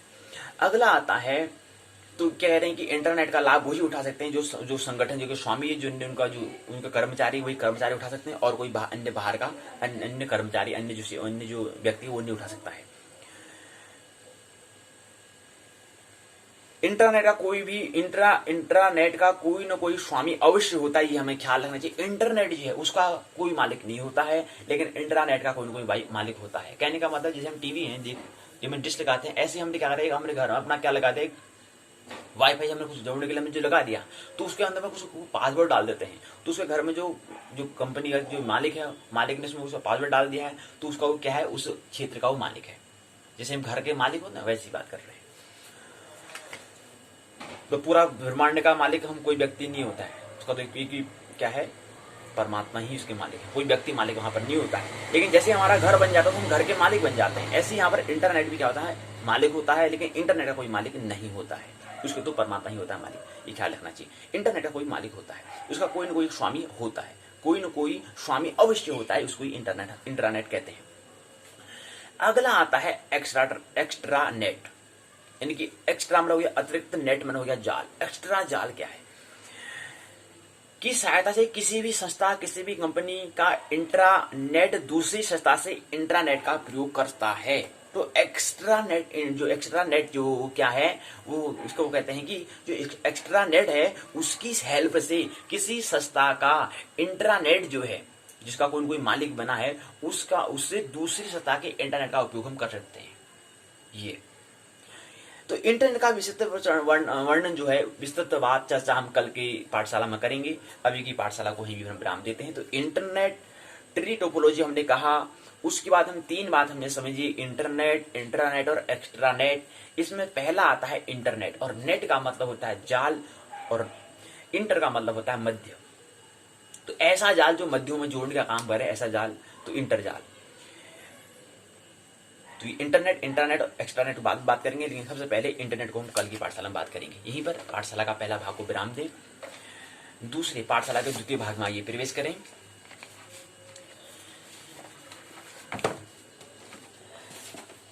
तो आज नए खंड की ओर प्रवेश करेंगे। उत्तराखंड मुक्त विश्वविद्यालय की स्नातक प्रथम वर्ष के प्रथम प्रश्न पत्र की तो बात हम कर चुके हैं, नाटक, अलंकार, छंद। द्वितीय प्रश्न पत्र शेष रह जाता है, उसकी केवल एक खंड एक शेष रह जाता है, उस एक खंड को भी हम पूर्ण करेंगे। 4 इकाई को 2 दिन में पूर्ण करेंगे, दो इकाई लेंगे, आज 2 इकाई लेंगे। चतुर्थ खंड है हितोपदेश, हित उपदेश। हित के लिए जो उपदेश देते हैं उसको हितोपदेश कहा गया है। चतुर्थ खंड और द्वितीय प्रश्न पत्र का, संस्कृत साहित्य का स्नातक प्रथम वर्ष का द्वितीय प्रश्न पत्र जो है उसका अंतिम खंड है। व्यक्त उत्तराखंड व्यक्त जो करता है उसको SL102 से। नाम दिया है किताब का नीति काव्य व्याकरण अनुवाद। खंड 14 हो गया हितोपदेश। और इकाई पहली और दूसरी। पहली इकाई में हम समझेंगे, पहली इकाई नीति कथाओं का विकास महत्व को समझेंगे। दूसरी इकाई रहेगी हितोपदेश की कथाओं का सारांश को समझेंगे। दो इकाई लेंगे। और हितोपदेश मतलब हित धन उपदेश। पर उपदेश कुशल बहु तेरे, जी आचर नहीं नर न घनेरे। हित अनुहित पशु पक्षिन जाना, मानुष तनु गुण ज्ञान निधाना। निधाना क्या कहते हैं? गोस्वामी तुलसीदास जी कहते हैं कि हित और अनहित। हित अनहित पशु पश्चिम जाना, पशु भी जानता है हित क्या होता है, अनहित क्या होता है, लेकिन मनुष्य तो क्या है? हित अनुहित पशु पश्चिम जाना, मानुष तनु तो ज्ञान निधाना। लेकिन मनुष्य तो उससे ज्यादा भी क्या है? ज्ञानवान है, वो तो इसको समझेगा ही समझेगा, लेकिन पशु भी जानते हैं हित और अनहित। तो हित अनहित पशु पक्षिन जाना, मानुष तनु गुण ज्ञान निधाना। परहित सहिस धर्म नहीं भाई, पर पीड़ा सम नहीं अधमाई। जो अति आतप व्याकुल होई, तरु छाया सुख ज्ञान ही सोई। तो हित और अनुहित का तो पशु को भी उसको भेद समझ लेता है। मनुष्य तो क्या है? ज्ञान का निधान है। जो मनुष्य तन है वो तो क्या है? मानस तन तो ज्ञान निधाना। तो यहीं पर हम हित के लिए बात करें, जहां पर हित के लिए जो उपदेश दिया जाएगा, जो एडवाइस दी जाएगी, सलाह दी जाएगी। और हित माना होता है भलाई। भलाई के लिए जो हम सलाह दी जाती है उसको ही यहाँ पर हित उपदेश हम कहेंगे। हित के लिए, भलाई के लिए जो उपदेश दिया जा रहा है, जो एडवाइस, जो सलाह दी जा रही है, उसको हम समझने का प्रयास करेंगे। पहली और द्वितीय इकाई में पहले में नीति कथा का विकास। जो हमारी नीति कथा है, नीति मतलब क्या होता है? नियम होता है प्रकृति के अनुकूल चलने के लिए। प्रकृति के साथ हम कैसे आनंदित महसूस, प्रकृति के अनुकूल हम चल सकें, उसके लिए हमारे पास कुछ नियम, हमारे कुछ लॉज हमारे पास होने चाहिए। उसी को नीति कहते हैं। नीति क्या है? थोड़ा हृदय तल की बात है। नियम कानून थोड़ा बौद्धिक तल की पर हम बात करते हैं, लेकिन महत्व दो है, बात दोनों का अर्थ एक ही, लेकिन थोड़ा स्तर की बात है। अगर हम कानून जो बात करते हैं, जो लॉज बनाते हैं, वो हमारे मस्तिष्क तल पर होते हैं, लेकिन जो हमारे नीति जो हम बात करते हैं वो थोड़ा हृदय तल पर होते हैं। ये हमें ख्याल रखना चाहिए। और जो कूटनीति होती है, हमने नीति कहा, नीति के अंदर कोई कूटनीति होती है वो नाविस्त होती है, ये हमें ख्याल रखना चाहिए। अब यहाँ पर क्या है? पहले जो इकाई नीति कथाओं का विकास महत्व है, इकाई 1 के अंतर्गत हम प्रस्तावना, उद्देश्य, नीति कथाओं का अर्थ,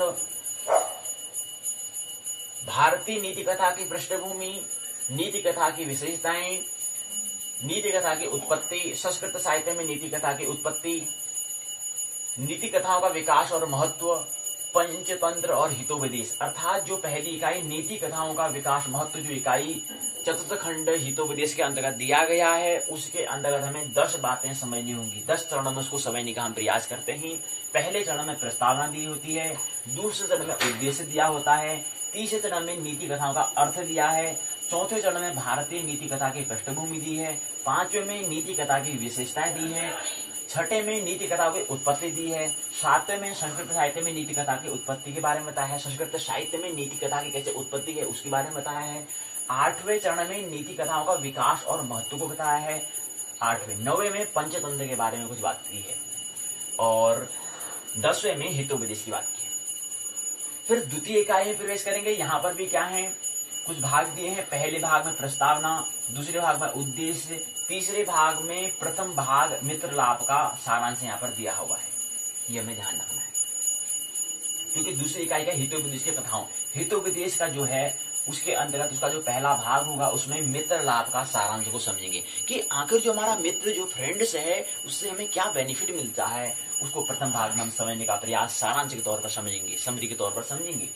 द्वितीय भाग में सुहृद भेद का सारांश को हम समझने का प्रयास द्वितीय भाग में करेंगे, अर्थात चौथे चरण में करेंगे। तीसरे चरण में प्रथम भाग मित्र लाभ का सारांश, तीसरे चरण में, चौथे चरण में द्वितीय भाग सुहृद भेद का सारांश को समझने का प्रयास।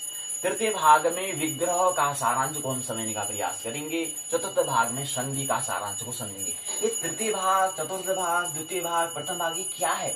ये प्रथम भाग है हमारा जो है वह हितोपदेश की कथाओं के भाग की हम बात कर रहे हैं। तो चतुर्थ भाग में संधि का सारांश को समझने का प्रयास करेंगे। एक महत्वपूर्ण जानकारी है, नहीं त्यागी नहीं भोगी वरन जोगी, एक सूत्र है, एक तथ्य है। इसको समझें कि नहीं त्यागी होना होता है, नहीं भोगी होना होता है, वरन हमें जोगी होना होता है। अर्थात जोगी का मतलब होता है जागना होता है। मतलब कोई चीज को हमें त्यागना भी नहीं है, कोई चीज को हमें भोगना भी नहीं है, हमें महत्वपूर्ण क्या होता है, हमें जागना होता है, और उस जागने को हम जोगी कहते हैं। शिव, इसमें बहुत महत्वपूर्ण बात हम कहते हैं, जोगी, शिव जैसा जोगी और कोई जोगी नहीं है। या गोरखनाथ जैसा जोगी और कोई नहीं, हमरो जोगी, गोरखनाथ जैसा जोगी कोई नहीं है। गोरखनाथ तो नहीं त्यागी और भोगी, भोगना और त्यागने में ही नहीं रहना होता है, वरन जागने में होता है। तो ये हमें ख्याल रहे। अब त्यागना, इसको भी त्यागूंगा, उसको भी त्यागूंगा, उसको भी त्यागूंगा, त्यागने में दृष्टि रहना। त्यागी का होता है त्यागू, उसको भी त्यागूंगा, ये भी त्यागना पड़ेगा मेरे को, ये भी त्यागना पड़ेगा, अच्छा ये भी त्यागना पड़ेगा। और जो भोगे वो कहेगा यार भोगे, अच्छा मेरे को ये भी भोगना है, ये भी यार ये भी भोगना है मेरे को, अरे ये भी नहीं, ये भी भोगना है, अरे कार नहीं, अरे मेरे को हवाई जहाज भी देनी है, ये भी भोगना है मेरे को। तो नहीं, भोगी और त्यागी दोनों की लालसा की होती है, इसको त्यागने की होती है, इसको भोगने की होती है, ये भी भोगना पड़ेगा, अच्छा अच्छा ये। और दूसरे की त्यागे भी क्या होती है, ये भी उसकी भी क्या होती है, चाह होती है क्या, अच्छा इसको भी त्यागना पड़ेगा, ये होता है। लेकिन जोगी का क्या होता है जी, उसका तो कुछ भी न त्यागना होता ना भोगना होता, उसका तो केवल जोगी है जी। जोगी मतलब क्या है, जागना, वो जागने की बात करता है, वो जागने, उसका नाम मतलब क्या होता है, तीसरे तल की बात कर रहे हैं। मतलब प्रकृति के तीसरे गुण, पहले और दूसरे गुण से हमें आगे आना होता है, सतोगुण में आना होता है, सतोगुण ही जोगी कहलाता है, ये हमें ख्याल है। तो त्यागी नहीं त्यागी होना है, कोई नहीं कुछ चीज को त्यागना, हमें त्यागने से छोड़ो, भोगने को छोड़ो, महत्वपूर्ण होता है जागने को महत्वपूर्ण होता है। छोड़ना नहीं पड़ता, छूट जाता है, जब हम जाग जाते हैं तो छूट जाता है, और भोगना भी फिर भोगना नहीं पड़ता है, फिर तो कोई और भोग रहा होता है, हम तो देखने वाले होते हैं, ये हमें ख्याल है। आइए अब हम पहले उत्तराखंड मुक्त विश्वविद्यालय की पुस्तक के माध्यम से समझें। प्रस्तावना उद्देश्य नीति कथाओं की बात हमने कर ली है। प्रस्तावना उद्देश्य नीति कथा का अर्थ यहाँ पर दिया हुआ है। पहली इकाई चतुर्थ खंड हितोपदेश, पहली इकाई प्रस्तावना उद्देश्य नीति कथा का अर्थ, भारतीय नीति कथा की पृष्ठभूमि, नीति कथा की विशेषताएं, नीति कथा की उत्पत्ति, संस्कृत साहित्य में नीति कथा की उत्पत्ति, नीति कथाओं का विकास, महत्व, पंचतंत्र, हितोपदेश, सारांश, शब्दावली, भूत प्रश्न के उत्तर, संदर्भ ग्रंथ सूची, उपयोगी पुस्तकें, निबंधात्मक प्रश्न। आइए क्रम से लें इसको। पहले में प्रस्तावना बताया है, पंचतंत्र और हितोपदेश में ही नीति वचन यत्र तत्र बिखरे पड़े हैं।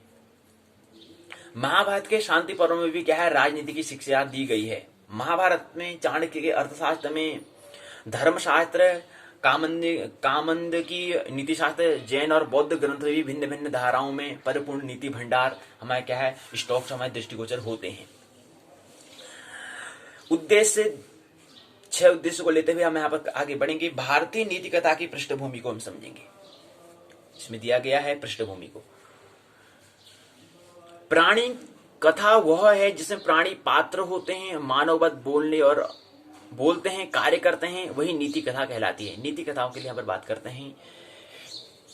नीति का अर्थ होता है, नीति शब्द की नी जो है वो धातु में तिक प्रत्यय जुड़ा हुआ है।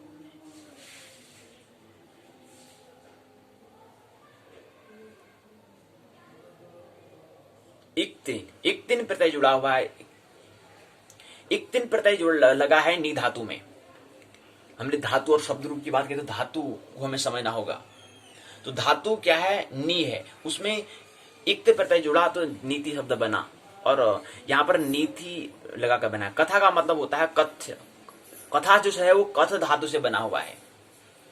तो नीति शब्द का प्रयोग सदाचार, नीति, कथा, तो नीति में नी धातु है, नी धातु में इक्तिन प्रत्यय लगा तो नीति बन गया, और कथा शब्द में कथ धातु से बना हुआ है। नीति शब्द का प्रयोग सदाचार, राजनीति, सदाचार के लिए उपयोग आदि अर्थ से हुआ है। नीति कथाओं की विशेषता क्या है, ये हम समझने का प्रयास यहाँ पर करते हैं। विशेषता क्या होती है कि नीति कथाओं में कथाकार का उद्देश्य केवल मनोरंजन करना नहीं होता है, केवल इंटरटेनमेंट करना नहीं होता है, बल्कि उसका संबंध हृदय से होता है, कुछ रूपांतरण हमें करना होता है। ये महत्वपूर्ण होता है कथा में। कहानी में हो सकता है मनोरंजन हो, केवल मन की रंजन करने के लिए हो सकता है, लेकिन कथा में क्या होता है, हृदयंगम करना होता है, कुछ अपने आप में परिवर्तन करना होता है। ये कथा की विशेषता होती है। वानर और मगर की कथा में नदी के मध्य भाग में पहुंचने पर मगर ने अपनी पीठ में सवार वानर को जब अपनी दुष्ट कामना बताई तो उस वानर ने अपने चातुर्यपूर्ण बुद्धि से स्वयं को बचा लिया। ये हमेशा विशेषता है। नीति कथा का सबसे चरम जो शिखर जो उद्देश्य है, नीति की शिक्षा का पाठ देना। इसमें सदाचार, दर्शन और व्यवहार ज्ञान का सुंदर सामंजस्य होता है। नीति कथा की उत्पत्ति के बारे में बताते हैं। लोक कथा है, प्राणी कथा है, और इसी क्रम में बताते हैं। संस्कृत साहित्य में नीति कथा की उत्पत्ति क्या है, इसके बारे में बताते हैं। 6 महीने में विष्णु शर्मा ने राजपुत्रों जो राजा के 3 पुत्र थे उनको क्या बनाया था, नीति शास्त्र में ज्ञाता बनाने की उन्हें प्रतिज्ञा कर दी थी। 6 महीने में उनको सिखा दी थी नीति का। फिर नीति कथाओं का विकास और महत्व के बारे में दिया है। यहाँ पर प्रश्न रिक्त स्थान दिए गए हैं। उसके बाद नीति कथाओं का विकास और महत्व क्या, डेवलपमेंट और कैसे उसका महत्व है, इंपोर्टेंस है, उसकी बात करते हैं। फिर पंचतंत्र की बात आती है। पंचतंत्र के बारे में कहते हैं कि भारत में एक ऐसा समय भी आया जब नीति कथाएं अपनी लोकप्रियता के शिखर में पहुंची। उस समय भारतीय नीति कथाओं पूर्ण विदेशों में उसका प्रचार प्रसार किया। पंचतंत्र प्रमुख है। प्राणी प्रधान कथा ग्रंथ पंचतंत्र का नाम नीति कथा में के रूप में विश्व प्रसिद्ध है। तो प्राणी प्रधान कथा ग्रंथ पंचतंत्र नाम, पंचतंत्र जो कृति है, जो किताब है, उसमें दिया गया है। विश्व में प्रसिद्ध है ये। पंचतंत्र की वाच रचनाएं, पंचतंत्र की 8 भारतीय वाचनाएं प्राप्त हुई है। तंत्र आख्यायिका, दक्षिण भारतीय पंचतंत्र, नेपाली पंचतंत्र का हितोपदेश संस्करण,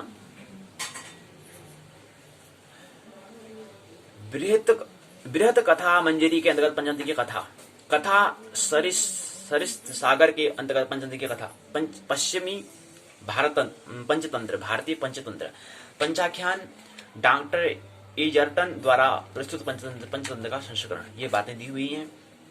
फिर पंचतंत्र का उद्देश्य क्या है? पंचतंत्र का उद्देश्य होता है 5 तंत्रों में उन्हें बात नीति ग्रंथ का यहाँ पर दिया है। 5 तंत्र हैं पंचतंत्र में। पहला मित्रभेद है, दूसरा मित्र लाभ है, तीसरा काको लूकीय है, चौथा लब्ध प्रणास है, 5वां अपरीक्ष कारक है। ये 5 तंत्र दिए हैं, इसलिए इसका नाम पंचतंत्र पड़ा है, इस कृति का किताब का नाम। बाकी विस्तार से बात इसमें की गई है। अगला है पंचतंत्र की शैली जो है। पंचतंत्र में पशु पक्षी नीति और लोक व्यवहार के विषय में वार्तालाप करते हैं। यहाँ पर पशु पक्षियों के माध्यम से व्यक्ति को, मनुष्य को कैसे अपने परिवर्तन करना है, कि अगर पशु पक्षी में इतनी विशेषता है तो हम तो और भी ज्यादा हमारे अंदर गुण है। पशु कहीं आगे क्रम जो होता है वो मनुष्य होता है, तो हम तो और भी, हमारे पास तो और भी ज्यादा संपदा है, इसे और अच्छा हम कर सकते हैं। वो प्रेरणा लेने के लिए यहाँ पर पंचतंत्र की शैली यही है कि यहाँ पर पशु पक्षियों की दृष्टि से हम क्या करते हैं, मनुष्य को जीवन में कैसे रूपांतर करना है वो उसको समझने का प्रयास यहाँ पर करते हैं। यही पंचतंत्र की शैली है। हितोपदेश क्या है? नीति कथाओं पंचतंत्र आधारित हितोपदेश नामक लोकप्रिय ग्रंथ है। इसकी जो रचयिता है नारायण शर्मा है, ने राजा धवल चंद्र की प्रेरणा से इस महान ग्रंथ की रचना की। हितोपदेश का इसमें क्या है, जो हितोपदेश हम कह रहे हैं, हितोपदेश में के मित्र लाभ में 8 हैं, सूर्योदय में 10, विग्रह में 10, संधि में 13 कथाएं वर्णित हैं। हितोपदेश में क्या है? मित्र लाभ, सुहृद भेद, विग्रह, संधि, ये क्या है? 4 बातें इसमें दी गई हैं। मित्रलाभ, सूर्यभेद, विग्रह, संधि। एक में 8 हैं, दूसरे में 10, तीसरे में 10, अगले में 13 कथाएं होती है। उद्देश्य हितोपदेश, हित की जानकारी, हितकारी नीतियों का उपदेश देना इसकी उद्देश्य होता है। हितोपदेश की शैली क्या है? इसकी सूक्तियां पद्यों में दी गई हैं, वह कहानी गद्य में है। मतलब कह रहे हैं कि जो इनकी जो सूक्ति है वो पद्यों में दी गई है, और पद्य तो बड़ा होता है जी, पद्य में तो बड़ा, जब इसका उच्चारण करते हैं बड़ा आनंद आता है, और जबकि कहानी क्या है गद्य में है। ये इसकी क्या है? शैली है। प्रचार की बात करते हैं, और यहीं पर भी सारांश से बात दी हुई है। अध्याय प्रश्न, सारांश से बात, शब्दावली दी हुई है, अध्याय प्रश्न के उत्तर दिए हैं, संदर्भ ग्रंथ सूची, उपयोगी पुस्तकें दी हुई हैं। निबंधात्मक प्रश्न नीति कथा के अर्थों को समझाते हुए इसकी विशेषताओं में प्रकाश डालिए। पंचरत्न के विषय में विस्तार पूर्वक वर्णन कीजिए। नीति कथा की उत्पत्ति के बारे में हितोपदेश के महत्व का वर्णन कीजिए। यहीं पर क्या है, इकाई पूर्ण हो जाती है। पहली इकाई क्या है? नीति कथाओं का विकास महत्वपूर्ण हो जाता है। अगला आता है दूसरी इकाई, हितोपदेश की कथाओं का सारांश। प्रस्तावना, उद्देश्य, रूपरेखा तैयार की है। तो प्रस्तावना, उद्देश्य, प्रथम भाग मित्रलाभ की सारांश है, द्वितीय भाग में सूर्यभेद का सारांश है, तृतीय भाग में विग्रह का सारांश है, चतुर्थ भाग में संधि का सारांश है। ये हितोपदेश के 4 भाग होते हैं, हमने कहा मित्रलाभ, सूर्यभेद, विग्रह और संधि। जो मित्रलाभ, सूर्यभेद, विग्रह जो हम 4 कह रहे हैं, तो पहले में जो मित्रलाभ है उसमें क्या है? 8 कथाएं हैं, सूर्यभेद में 10 कथा है, विग्रह में 10 कथा है, संधि में 13 कथा है। ये हमें ख्याल रखना। 10, 20, 30, 40, 41 कथा है पूरी हितोपदेश में। 41 के हैं। सारांश, शब्दावली, अध्याय प्रश्न का उत्तर, संदर्भ ग्रंथ सूची, सहायक पाठ्य सामग्री, निबंधात्मक प्रश्न दिए गए हैं। प्रस्तावना दिया है, उद्देश्य दिया हुआ है, 4 उद्देश्य दिए हैं। प्रथम भाग मित्रलाभ का सारांश है, इसमें कुल 200 श्लोक दिए गए हैं। मित्रलाभ के भाग में कुल क्या है? 216 हैं, क्या है? श्लोक हैं। चित्रकीवर हिरण्यक की कथा यहाँ पर दी हुई है। पहले में, दूसरे में वृद्ध, व्याघ्र और लोभी पथिक की कथा दी है। तीसरे में हिरण, कौवा और शियार की कथा यहाँ पर तीसरे में दी गई है। चौथे में जरद, गौ, गीत और दीर्घ कर्ण विलाव की कथा है। अगले 5 में मूषक,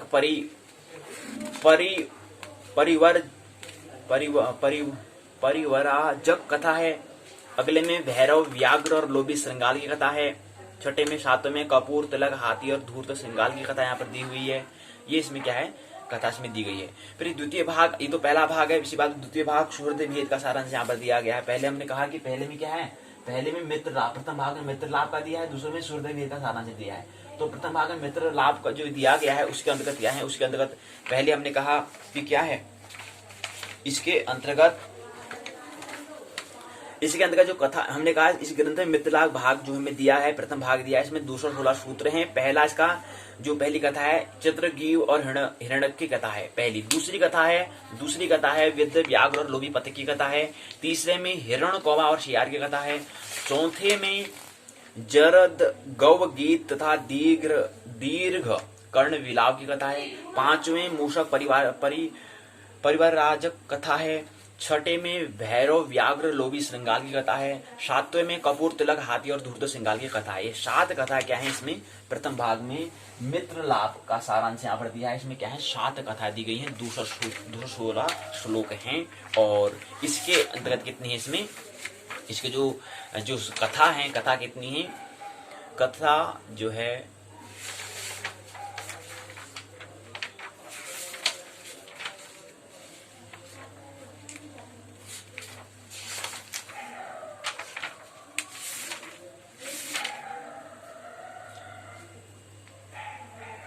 कथा मित्रलाभ में 8 दी हैं।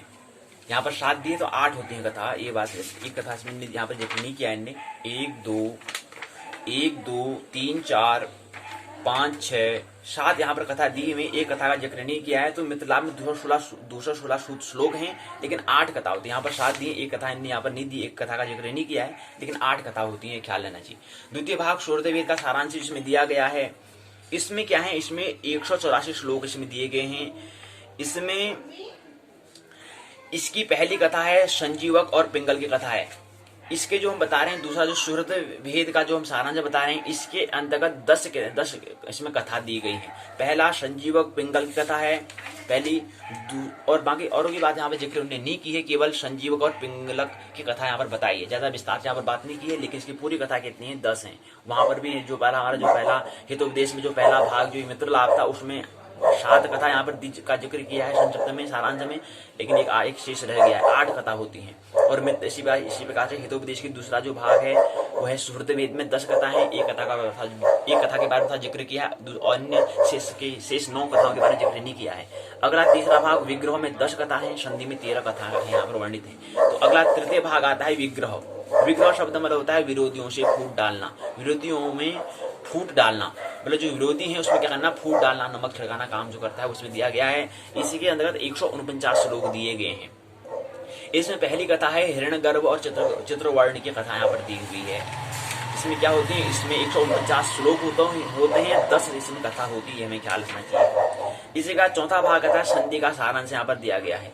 हिरण्यगर्भ और चित्रवर्ण में संधि की कथा का यहाँ पर दिया गया है, पहली कथा यहाँ पर दी गई है। लेकिन हमें ख्याल रखना चाहिए इसमें क्या है, इसमें 13 कथा होती है। किसमें, संधि हितोपदेश के चौथे भाग जो है, पहला मित्रलाभ, दूसरा सुहृद, तीसरा विग्रह, चौथा संधि वाला जो भाग है इसमें 13 कथा वर्णित दी गई है। 4 भाग हम कह सकते हैं कि 4 भाग है। 4 भाग क्या है, हितोपदेश के 4 भाग यहाँ पर है। पहला मित्रलाभ, पहले भाग में मित्रलाभ का सारांश है, द्वितीय भाग में सुहृद भेद का सारांश है, तीसरे भाग में विग्रह का सारांश है, चौथे भाग में संधि का सारांश ये है। 4 भाग हितोपदेश में दिए गए। तो यहाँ पर सारांश बताने की मित्र भाग में कुल मिलाकर 2 सूत्र हैं, 216 श्लोक हैं। और इसी क्रम में पंडित विष्णु शर्मा ने राजकुमारों को कौवा, कछुआ, हिरण, चूहा से संबंधित मित्रता की अनेक कथाएं सुनाई हैं। हितोपदेश का दूसरा भाग सुहृद भेद होता है, जिसमें राजनीति विशेषकर कूटनीति की दृष्टि से विशेष महत्वपूर्ण बात बताई है। क्योंकि राजनीति में शत्रु मित्र का मित्र, शत्रु का शत्रु माना जाता है, इसलिए किसी भी विद्वान राजा को शत्रु के सुहृदों में भेद नीति में फूट डालना अत्यंत आवश्यक होता है। इस भाग में शत्रु के मित्रों में फूट उत्पन्न करने की अपने कार्य के सिद्ध के उपाय बताए गए हैं। इसमें 184 श्लोक यहाँ पर दिए गए हैं। तीसरा भाग जो है उसमें 149 सूत्र दिए गए हैं, श्लोक दिए गए हैं, जिसमें कथाओं के माध्यम से विग्रह का महत्व यहाँ पर बताया है।